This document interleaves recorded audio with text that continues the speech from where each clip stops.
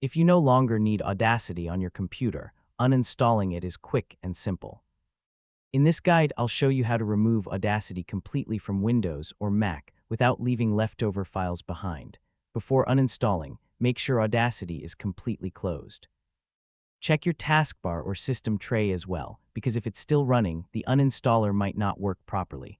On Windows, open the Start menu and go to Settings. Then click Apps and search for Audacity in the Installed Apps list. Once you find it, click Uninstall and confirm the action. If you don't see it in Settings, you can also use Control Panel.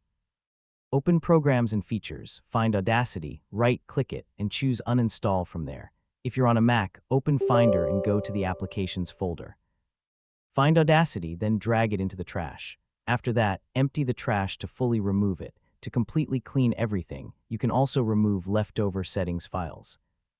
On Windows, check the App Data folder. On Mac, check Library Preferences. Deleting these ensures a fresh reinstall later if you ever need it. After uninstalling, restart your computer.